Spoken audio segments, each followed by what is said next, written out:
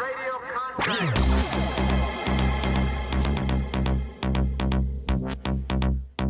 What kind of people are we? I am in radio contact.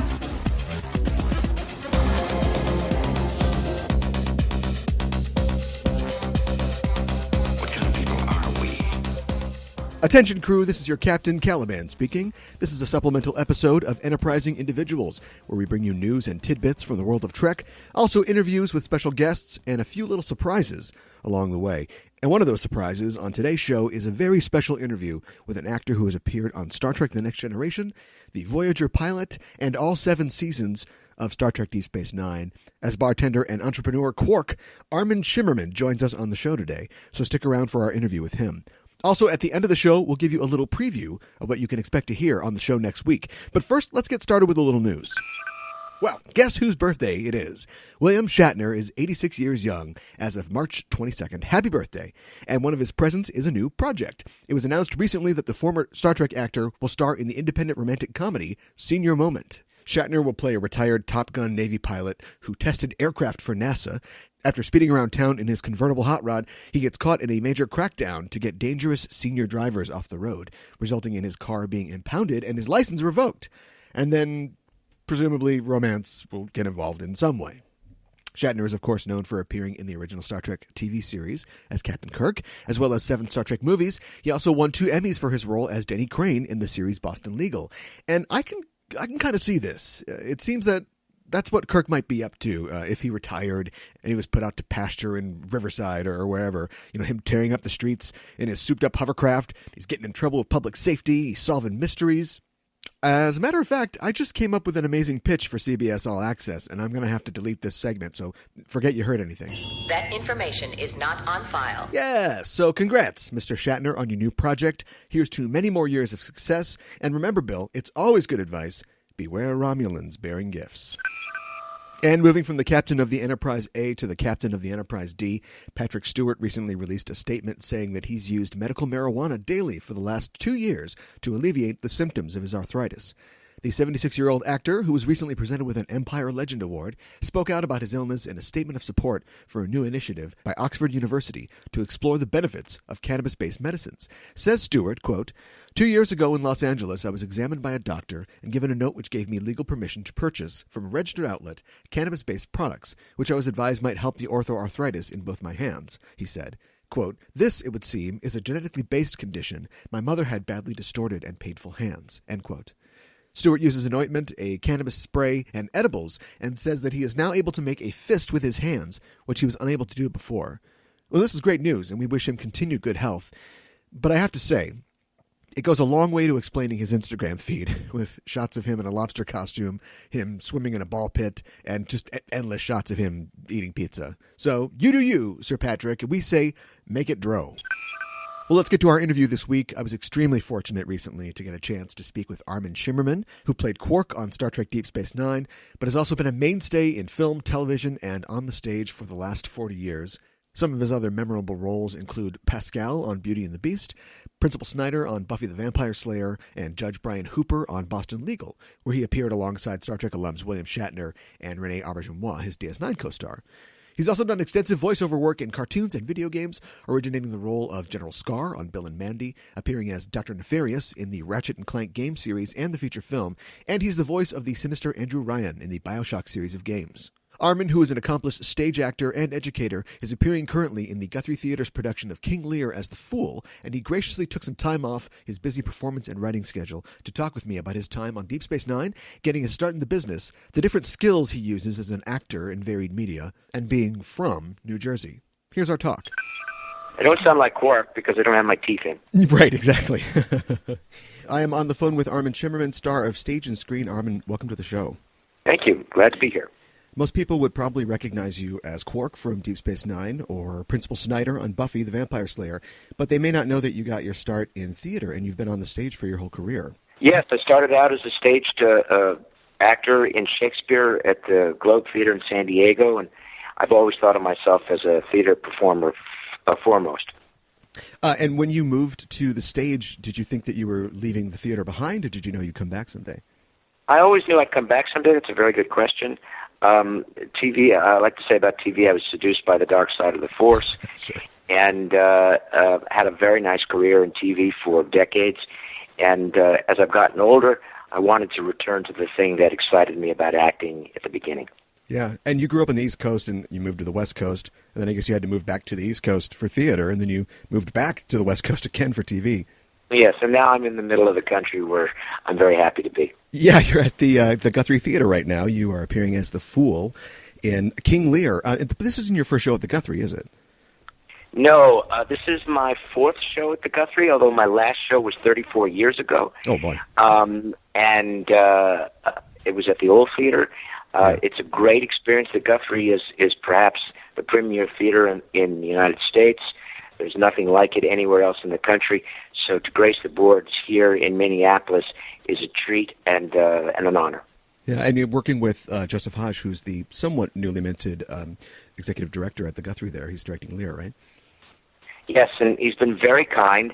I sent in a tape to audition for the part, and though he never met me, I never met him in person, he very kindly saw my tape and asked me to join the company.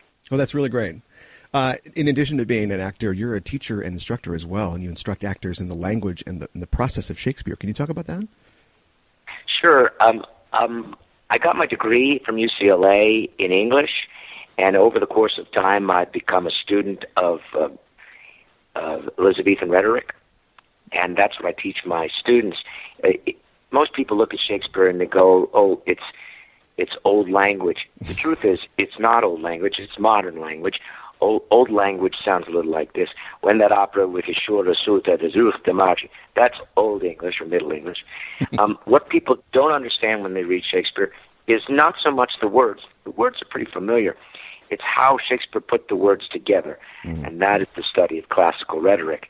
And if you understand rhetoric, you will understand Shakespeare better. And that's what I teach students. And once or twice during the rehearsal process of King Lear, I pointed that out to everybody as well. just putting that out there for everyone. That's right.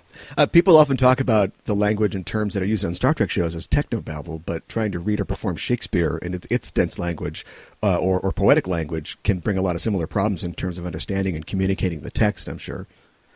It is exactly right. That's exactly right.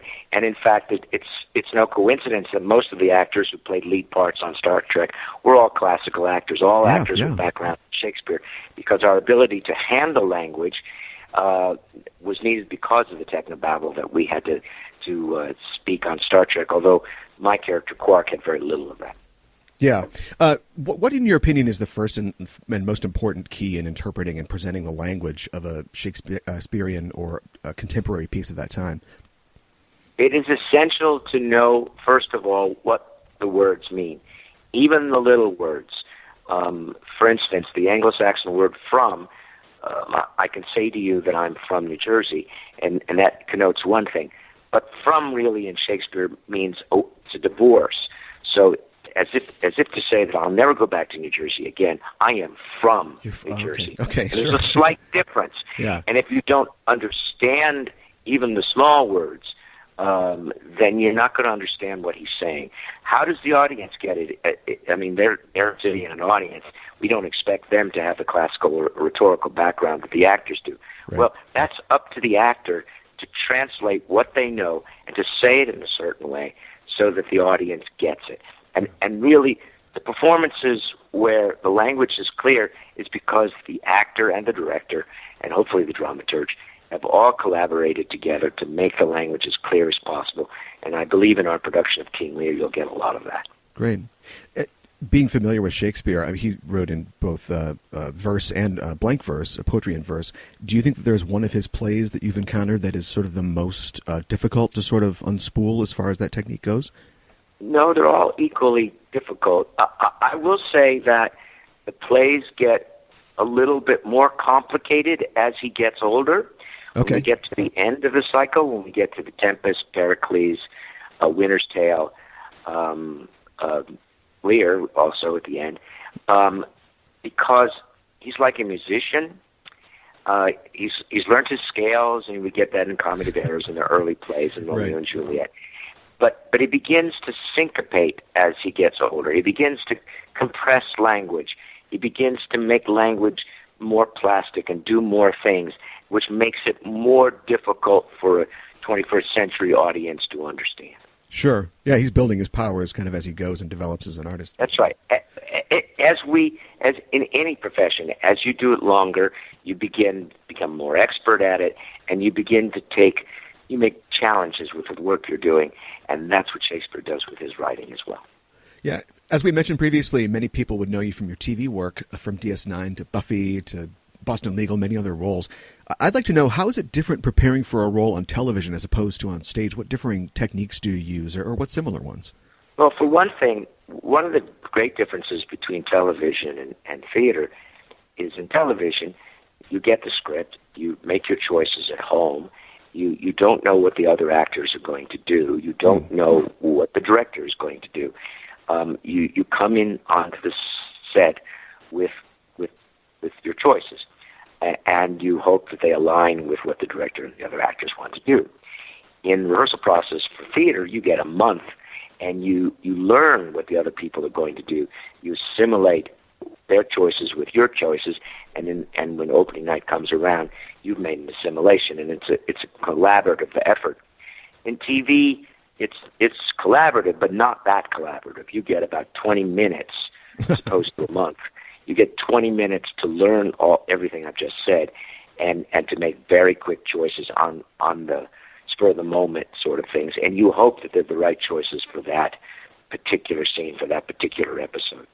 And as you shoot, and you're learning what the other people are doing, you sort of change as they go from one setup to the next setup. In the theater, you tend to have cemented everything you're going to do, and although you do gradually change as a show continues because you're constantly learning, it's more of a crapshoot in TV than it is in the theater.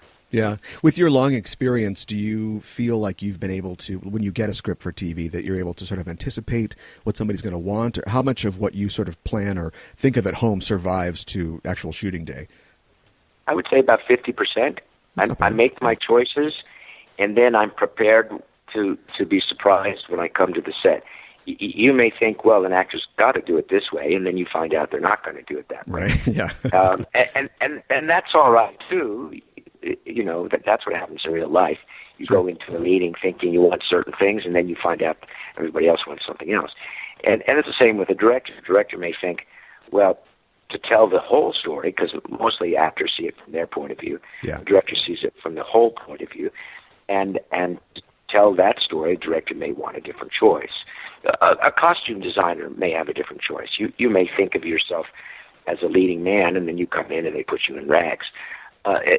Everybody is making creative choices, and you have to be able to scramble around in order to accommodate everybody's choices. I'd have to do it very quickly on TV. Yeah. And I'd have to imagine the process in setting up and performing a scene differs greatly between stage and screen. Is there one that you prefer, or is there one that you feel more facile at?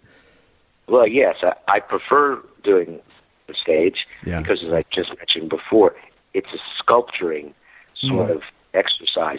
You sculpt everything you do. Everything has forethought. Everything has choice in it. You have the time to talk to other people, to try something, fail, try something new, fail again, incorporate. All of that is a delightful thing for me, as opposed to being a spur of the moment. Oh my God, let's try this and hope it flies. Okay. So I much prefer working on stage. However, TV will give you more acclaim. I get to play things on the theater because my resume includes the things you said I was in before. Right, yeah. It seems like, speaking of your resume, just browsing your credits, that you've played a lot of authority figures in your career, from doctors to policemen, several judges. Can you speculate on what's behind that, or what you bring to authoritative roles? I think I don't look like a dad. I don't look like a leading man by any means. I'm short. There aren't authoritarian figures. So the ones you just mentioned are those people in society who cannot look like an authoritarian figure but still be one. Okay. And I think in the casting process, people tend to cast what they're familiar with. It's very rare that someone will be daring and break that mold. David Kelly, who was the creator of Boston Legal and many legal shows, is able to do that. He's able to take, okay, I know what the norm is, but I'm going to break the norm. And I've been very lucky to have done many of David Kelly's judges for him. Yeah, you were on Girls Club for David Kelly. Yes, that was an attorney, absolutely. Yes. And there, too, I was playing against type. And even on Buffy, and I'm not supposed to be the typical principal, but even on Buffy, I'm playing someone who normally wouldn't look like me, but Joss Whedon decided I was the right look for that particular principal. Yeah. You're also a prolific voice actor. You've done voices for many video games and cartoons. Is there a different way that you prepare for a VO role as opposed to a live-action one? Yeah. In voice acting, it's all in the voice, and which allows me to get away from what I look like. I played Superman once on some cartoon show, okay, which I would never be cast for. I played Andrew Ryan in BioShock. Yes. And when they were about to do the movie, they never thought to hire me as Andrew Ryan because I don't look like Andrew Ryan. I don't look like an authoritarian figure. But in voiceover acting, you put all the choices in, and it comes out a certain way. It comes out in your voice, and you must make your voice do what your eyes do on camera. Yeah. I have to put in, just for myself, I'm a big gamer and a big fan of BioShock, and I had no idea that you played the objectivist, industrialist master of Rapture, Andrew Ryan. And when I found out, I was blown away. What did you do to prepare for that role or differentiate it from what you've done previously? Well, it too has a sort of a classical background to it because Andrew Ryan a lot of his speeches are very classical in tone. Yeah. So it's not so much what I prepared, it's what I drew upon. I drew upon my rhetorical background that I teach and that I act in, and I used those rhetorical skills for Andrew Ryan. And then they played a little with my voice. My voice is deeper and richer in the BioShock games because they could adjust the bass quality and use that for my performance. Yeah. I gave a performance, but they, as I said, they modulated my voice quality. Sure. What's your interaction with the director and other cast members like on a voiceover project? Do you get the same level of creative interaction that you would on TV or film? No. That was even quicker than TV. Okay. When I did BioShock, the director was in Boston. I was in Los Angeles. Okay. He would feed me some ideas, and I would try to succeed at them as best I could. During the course of BioShock, we often went back and redid things in different sessions, not so much because he was unhappy with my performance, but because he was slightly unhappy with what he had written. And then with the new writing, he would modulate me a little, always trying to succeed at what he was trying to create. So it was very much a collaboration between his writing and my voiceover acting. When you do cartoons, the director will give you a hint very quickly, and you have to move very quickly when you're doing cartoons. And that's when the director is right there in front of you, and it's an immediate sort of thing. It is a much quicker performance thing, but then they choose. Oftentimes when you do voiceover acting for games, for instance, they will ask you to do 4 takes very quickly, and then they will select which of the 4 takes that they want to use for the game. Sure. And if they don't like it, they'll call you back in a different session and say, I know we've already done this, but can we do a different take more like this? Okay. That's a very quick sort of Johnny on the spot, come up with a decision very quickly sort of acting. When you're playing, for instance, Superman in like a cartoon and you have a scene with Lois and you're doing your sort of readings, are you trying to sort of in your own mind kind of anticipate the other actor's performance without them there at all? Yes, but you have no... When you're doing those sort of things for games, or most of the time for games, the other people are not in the room with you. They, if you're really lucky, they'll play something for you so you can react to what someone else has done. But that's rare. That doesn't happen at all. If you're doing a cartoon show, usually the other actors are in the room with you, and you can hear what they're doing, and then you respond to what they're doing. So sometimes you're alone. sometimes you're an ensemble. We'd be remiss if we didn't talk a little more about Trek when we've got Quark with us. We usually ask guests on the show how they became fans of Star Trek, but now we've got somebody who was on Trek. I too became a Star Trek actor primarily because I was a fan of Star Trek. Okay. I would tell you a story that perhaps you know about, perhaps you don't. I was doing a show called Beauty and the Beast where I was a recurring character. Sure. And I auditioned for a prop on Next Generation, a talking prop. Right. And in an episode called Haven. I got that part, and my agent called before I shot it to say, Armin, you can't do Star Trek because Beauty and the Beast needs you for the same day that you need to do the Star Trek. Okay. So we're going to recommend to you that you take the job that you've always been doing, which is Beauty and the Beast, and that you forget about the Star Trek.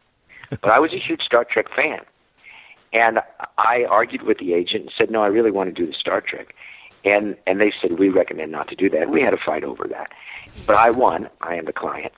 And I did that talking prop. And because I was a fan and because I chose to do that, the next part I played, which was 2 weeks later, which was one of the original Ferengi, came about because I had done the talking prop. If I had not been a fan, I would have done Beauty and the Beast, and you wouldn't be talking to me today. Maybe not. So the lesson is don't be afraid to play a talking box. That's right. And the lesson is follow your heart. Follow Sure. your heart. I've been pretty much blessed with that. I made some decisions that perhaps were not the wisest, but they've always turned out very well for me. Sure. Did you watch Star Trek as a kid? Oh, yeah. I'm old enough to remember the original series and to have been around watching it when it was first aired. I was a huge Star Trek fan. And in fact, when I started on Deep Space Nine, all the other actors were not as familiar with Star Trek as I was. And I often was the go-to person in the first year anyway. Okay, people sure. coming up to me and asking me, so Armin, you understand this. What's a Klingon? Okay. And I would have to explain to them what it was. And then, of course, now you're part of the franchise. And as a kid who grew up watching Star Trek, that's got to blow your mind. Yes, it is. I won the lottery. Yeah. The idea, I think somewhere in the third or fourth episode of doing Deep Space Nine, when I was in ops, which was pretty much our bridge, I realized, oh my God, this is my bridge. This is my bridge. Although I wasn't on the bridge very often, but or on ops very often. But I thought, oh my God, my Star Trek geekdom just went overboard that day, and I couldn't believe I was where I was. Yes, being on Star Trek was a lifelong dream come true. It's what all the fans of Star Trek would hope would happen to them, but it actually happened to me. Yeah, it's amazing. Although, Quarks is kind of like your bridge, though, too. Yes. But there's nothing like being on the bridge. Sure. And although we didn't necessarily have a captain's chair, we had a captain's office. But it was pretty exciting to me, very exciting to me. Sure. Well, speaking of Quark and Quarks, the depiction of Ferengis as a species changed a lot over the course of how they appeared from your depiction as Quark and also going back to your original appearance as one of the first Ferengis. How do you feel about your contribution to shaping the character of the Ferengi and how they became by the end of DS9? Well, I have to admit, and I've often said it, that my first portrayal as Letek in Next Generation, one of the first Ferengi, was a miserable disaster. We were not supposed to be comic. We were supposed to be the next Klingons. But unfortunately, they hired me, which was a mistake, and the director wasn't helpful either, and the designer wasn't helpful either. I mean, the costumes they gave us was ludicrous. And so between the designer, the director, and primarily me, we changed the original idea of the Ferengi from a menace, something ruthless, into a comical race. My agenda as Quark, my personal agenda, not necessarily the writer's agenda, but my agenda as Quark, was to somehow eradicate that first Ferengi performance and turn the Ferengi, which were enormously one-dimensional when I did it, and turn them more into a three-dimensional race, similar to what Michael Dorn had done with the Klingons. To quote my friend Brent Spiner, when I worked with him in that first Next Generation episode, to take the characters from being a one-dimensional to taking the characters which were perhaps had the least potential, to change them into something that had the most potential. He said that was his agenda with Data, which he succeeded at. Oh, absolutely. And I think you did too, because I think when people think of, I think that episode is The Last Outpost now, people slap their heads. They're like, what were they thinking? So you definitely developed it from what it was. But it was my mistakes that made it as bad as it did. I own up to how bad that was. And myself and Max and Wallace and Aaron and even Jeff, all of us moved the gauge on Ferengi from how bad it was at the beginning to something reputable at the end. Playing the same character for 7 years, I mean, you must feel a lot of ownership of Quark, especially as the show went on. Can you ever see anybody else playing Quark? Well, Max was supposed to play Quark. I mean, he was the runner-up. Yeah. And so I could see Max doing it. I could see Aaron, who played Nog, growing up and playing Quark. The great thing about wearing all that makeup is, even though I'm 20 years older, I can still play Quark exactly the way I played it before, and nobody will ever see the difference. That's you can't true, do that so much with Major Kiro or Cisco, but you can because of all the makeup I wore as Quark. Yeah, I think I read somewhere that when you were auditioning, Max was auditioning as well, and Max had presented a more comedic take on Quark, but yours was kind of a more serious, straight take on it. Right. Again, it's because I was so unhappy with what I did on Next Generation that I didn't want to do that again. And if they were going to hire someone else, fine. Max was sent my episodes of Next Generation when he auditioned and played Ferengi on Next Generation. So he thought, oh, that's what they're looking for. That's a comedic thing. And as it turned out, Berman and Piller went with me rather than Max. Yeah. But Max would have made a very good Quark, but I'm very glad that they chose me. Yeah, sure. And Max is great in his role, too. That's right. One of the things I love about Quark is that everybody is kind of the hero of their own story. They all think they're all the star of their own show. And I think that DS9 does that really well because there's no clear us or them. You know, everybody is kind of the hero of their own show. And we really see that and Quark's philosophy in The Siege of AR 588 with his great speech about humans in the Federation and they're nice until they're not nice anymore. That's right. And I'm only disappointed that the writers didn't give me more what I would call Spock lines about humanity. Spock made lots of comments about humanity, which were very wise and wonderful because it was an outside eye. They gave me that in that episode. I just wish there had been some more of those, but I was grateful for the ones that they gave me. Yeah, it was a great moment. Do you have a favorite Quark episode? Well, not a Quark episode. My favorite Deep Space Nine episode is Far Beyond the Stars, which is not a Quark episode because I'm out of makeup. But I just think that's an incredible piece of writing, incredible acting and directing, just brilliance. It's not just good Star Trek. It's great science fiction. It's great TV. Yeah, it really is. It's many fans' favorite episode. Can you talk about playing your character, Herb Rossoff, in that episode? The writer who had created the idea told me Herb is not anything like Quark. Yes, it's the same actor, and because of that, there are echoes, but they're not. And I was the science fiction writer who he's modeled after just went out of my head. Well, I was going to ask if you were trying to play him kind of as a Harlan Ellison analog, as some people theorize. Thank you. That's exactly who it is, Harlan Ellison. And so I did some research on that, and that was what I was trying to play. And it was great fun to do that. It's brilliant writing, and Avery directed the episode incredibly well. Yeah. And I think the actors all fulfilled it. I must say, one of the greatest props I ever saw on Deep Space Nine was in that episode. No one ever saw it but me. It was a piece of, it was a note lying on my desk, not necessarily for me to even see, but it was there, so I guess it was meant for me.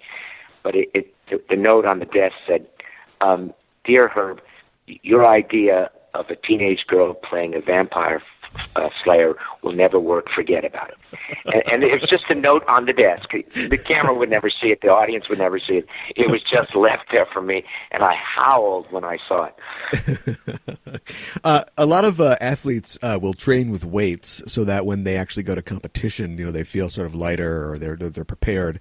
Did it feel that way, having to have so much makeup and prosthesis on in your day-to-day when you got to play Herb Rossoff, that you were able to be free and stretch out a little more?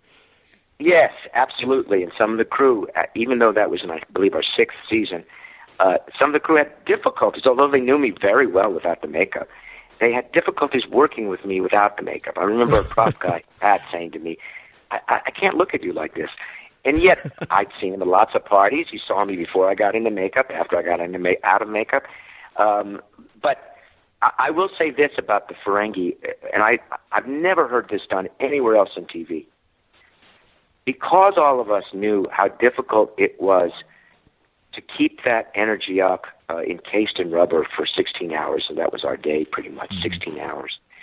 I got all the people in my story, Max, Aaron, Wallace, Renee, anybody who would deal in a major Ferengi episode, I would get them to come to my house during the weekends, and we would rehearse the lines, rehearse choices at my house, because we all knew that even though our day would be 14 hours in front of the camera, we knew that by hour 11, the makeup would drain our energies, and that in order to finish those last 3 hours, we needed to be very, very, very prepared.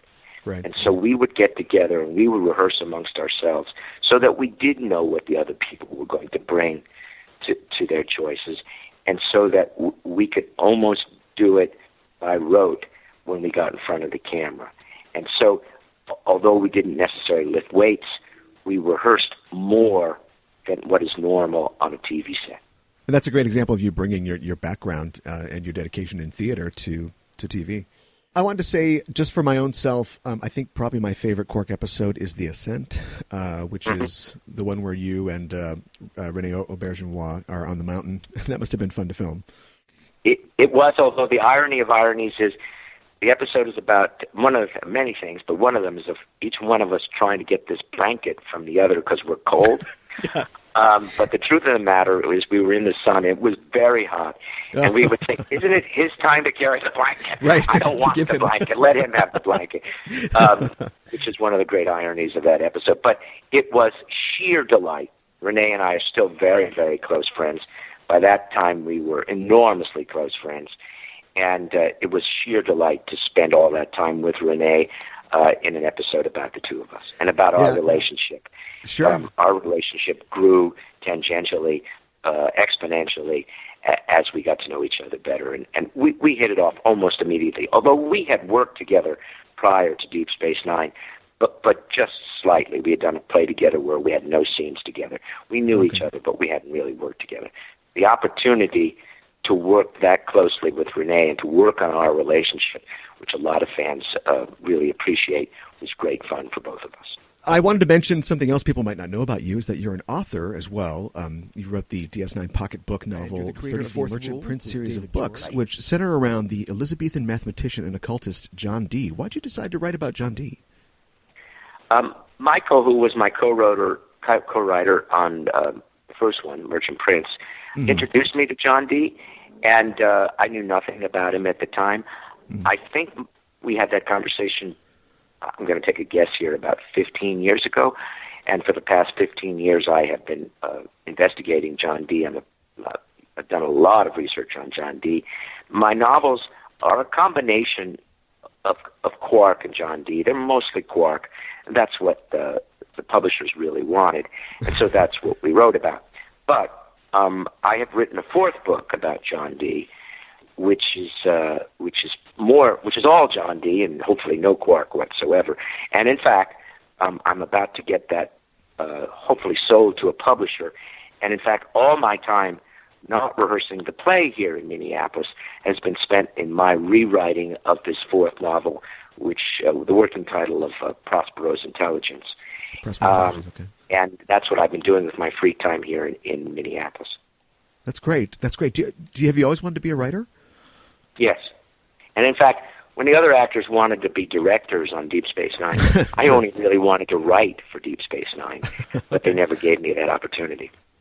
And people can find your books on Amazon if they want to check them out. Yes, yes. Under my name, Armin Shimerman, and it's under the Merchant Prince title.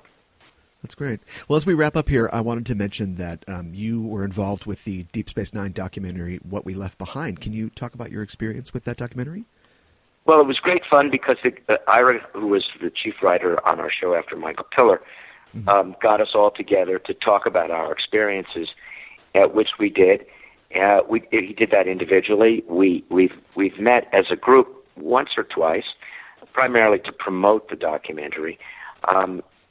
Deep Space Nine is, in my opinion, of course I'm very biased, the best of the Star Trek series, and Ira and his writing crew did an exceptional job of pushing the envelope. And because we pushed the envelope as much as we did, perhaps people did not like it because it wasn't their typical Star Trek series. But it is a great show, and the writing is phenomenal in our show. And the issues that we brought up 20 years ago are still pertinent today, because it really was not so much about going to some planet and solving their problems, but rather about how do people live together, and that is universal. I'm sure that the documentary, at least in my interviews, was a lot of what I've spoken with you today. I don't know what questions I asked the other people, but I'm looking forward to hearing what they have to say. I'm looking forward to seeing the project, which I have not seen as yet. Yeah, I'm looking forward to it, too. And speaking of looking forward, Star Trek Discovery will hopefully be premiering soon. Any chance that viewers seeing Armin Shimerman show up on CBS All Access? Well, nobody has asked me as yet. I hope that happens. As I said, I can still play Quark, Sure. Or anything else for that matter. But Quark's great-great-granddaddy, yeah. Yes, I mean, supposedly there was one mention at least once that Ferengi lived for a very long time. Oh, sure. So it's possible that Quark could be 300 years old and not really have changed very much. But I hope they'll do that, and if they don't, I will certainly be a fan watching to see what they come up with. Sure. Any other roles in the future for you that you can tell us about?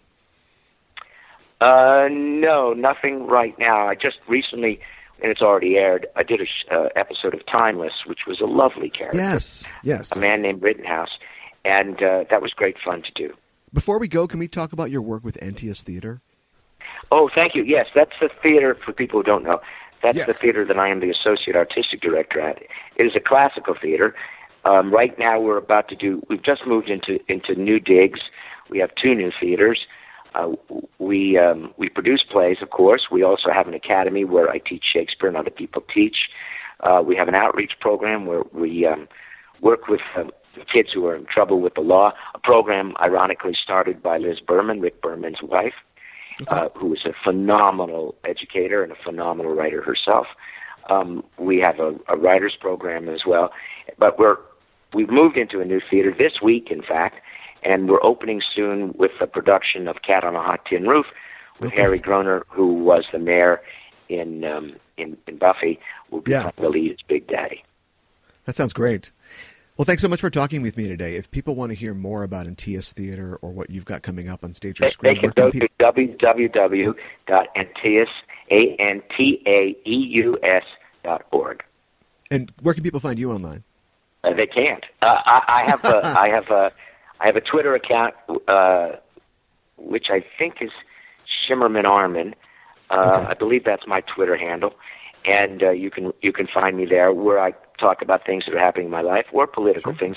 I was certainly the creator of Trek Against Trump, and was blessed to have all my friends from Star Trek and people I didn't know on Star Trek all come together to speak out against Trump being president. But obviously, we didn't succeed. Well, there's successes to be had in the future, though. Yes, absolutely. Well, thanks again for joining me. Thank you. My pleasure. Talk to you soon. Thanks again to Armin for taking the time to talk with us. As I'm sure you got just from hearing that, he's a guy who's always working on something, and we're glad he could share some of his work with us. If you want to check out his books, you can search Amazon for Armin Shimerman and find Kindle versions of his Merchant Prince series and the 34th Rule. I'll also include links in the show notes for those. The DS9 documentary What We Left Behind has been funded on Indiegogo, I think, to over 400% of the initial ask. So that will absolutely be coming soon. I think Stephen Bear had said this summer, but it should be in 2017 for sure. Speaking of 2017, it's already shaping up to be an interesting year politically, and as you probably heard Armin say, he was the organizer of the Trek Against Trump movement, which was endorsed by over 70 actors, writers, artists, and more that worked on Trek media. It may not have achieved its goal of keeping Trump out of the White House, but in my opinion, it's as important as it's ever been to keep the good people of Trek united in a positive movement that wants to see our world approach the near perfection of the world of Trek. And they are good people. They're the best people. But all joking aside, you can follow Trek Against Trump at @TrekNotTrump, and the hashtag Trek Against Trump is still active, so get tweeting. Armin loves Shakespeare and the stage, but he's not the only Trek alum who trods the floorboards for your enjoyment. As he mentioned in our interview, many Trek actors have a classical background. I mean, hello, where do you think that Patrick Stewart guy came from? The RSC. And Yorkshire. He's from Yorkshire.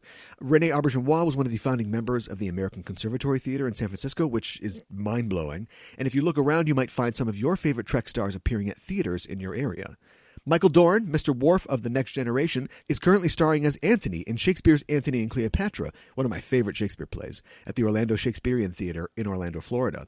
Opening night is Friday, March 31st, and the play runs through April 30th. So if you're in Florida or the Orlando area, go check that out. Mr. Dorn will also be appearing as himself for An Evening with Michael Dorn, where he will discuss his life and career with the artistic director of Orlando Shakes. Tickets are still available for that, and a VIP ticket will grant you access to a post-show reception with Mr. Dorn himself, and you want that because he is a kind and remarkable man. So get your tickets for that. Go to orlandoshakes.org for more info. If you find yourself on the other coast, specifically in the vicinity of Los Angeles, you should definitely check out Antaeus Theater's production of Cat on a Hot Tin Roof, open currently and running until May 7th of this year. Linda Park, who played Hoshi in Star Trek Enterprise, is appearing in the production as Maggie. That's the role Elizabeth Taylor played in the 1958 film adaptation. You can find out more about Antaeus Theater at antaeus.org. I'll include a link to their webpage in the show notes, as well as a link to a Kickstarter that they ran last year to raise money for a new performance space, which features Armin Shimerman in its promotional video, and Robert Pine in full Chips regalia, and some other actors that you may recognize. One of the things that I really love about Antaeus is that, sure, it's fun to go to a show and see somebody that you recognize from TV, but no matter what films or movies or whatever these people have done in their career, they still come back to the theater because they believe in it, and it's satisfying. It's so satisfying to them creatively to entertain people. So support them by checking them out at antaeus.org. And finally, if you are in the Twin Cities, you have to see King Lear at the Guthrie Theater, featuring Armin Shimerman and the Guthrie's wonderful cast. Directed by Guthrie artistic director Joseph Hodge, it's one of Shakespeare's best plays, and even if you've seen it before, it always bears a rewatch. That production continues until April 2nd. You can find out more at guthrietheater.org. Man, I love that show. They even had a Shakespeare-quoting bad guy in Star Trek VI, and they couldn't slip one King Lear line in there. There's no blow winds, crack your cheeks. There's no come between the dragon and his wrath. No, we just got a clumsy have we not heard the chimes at midnight reference, and only Nixon could go to China, which is from one of his later ones, I think. Remember, listeners, you can join in on the conversation and maybe have your comments read on the air. Just go to facebook.com/EISTPOD or find us at EISTPod on Twitter or through our social media links on enterprisingindividuals.com. You can also reach the show at EISTPod@gmail.com with feedback and suggestions or to just say hello. We're waiting to receive your transmission. I'd also like to direct your attention to our Patreon page at patreon.com/EISTPOD. We work hard to bring you an entertaining and informative show every week, and if this was the 24th century, where money doesn't exist, we would do it merely for the sense of satisfaction. But this is the 21st century, and everything costs something, it seems. So if you enjoy the show and you want to help out, please check out our Patreon. Go to patreon.com/EISTPod. We have many tiers or ranks, as we call them, at which you can contribute, with different benefits and prizes you can receive, in addition to knowing that you're contributing to something that you love and you're part of a larger community. And honestly, there are more than a few ranks, so you can pick the level at which you want to commit. Say you don't want to commit right now. Say you're just getting onto something, you're not ready to commit. That's fine. How about $1? If you pledge $1 a month, that's $12 a year, you immediately get access to all of our Patreon exclusive content, which includes essays, that sounds fun, but also reviews, also more interviews, and things like live shows. We will have a live show this summer which we're recording at Convergence Con in the Twin Cities, and we are featuring a panel of Star Trek writers talking about Star Trek II, The Wrath of Khan. That's going to be something that you don't want to miss. So if you sign up today for $1, you have access to that and all of our other exclusive content, and you get to know that you're helping out. Anything you contribute would be appreciated and would help keep us flying. So thank you. And that's it for this supplemental episode of Enterprising Individuals. If you're an iTunes listener and you haven't yet, why not look us up on iTunes? Make sure you're subscribed to the show. Also, write a little review if the spirit moves you, and give us a rating, at the very least, because we'd appreciate it. If you're not on iTunes, you can still subscribe to the show on Google Play or Stitcher or wherever you get our show from. And if you leave positive comments and ratings on those platforms as well, we'd be eternally grateful. Next time on Enterprising Individuals. War is raging between the Federation and the Dominion. The casualties are piling up, and Captain Sisko teams with Garrick to enlist the help of the Romulans in winning the war. The cost? His soul. New York Times bestselling author David Mack returns to the show for a look at one of the most popular and one of the darkest episodes of Star Trek Deep Space Nine, In the Pale Moonlight. And, yeah, it's the one where the guy says, it's a fake. So there's that, too. Once again, I want to thank Armin Shimerman for being on the show. I really enjoyed talking to him, and he's welcome back anytime. And until the next mission, I'm your Captain Caliban, signing off and saying, live long and prosper.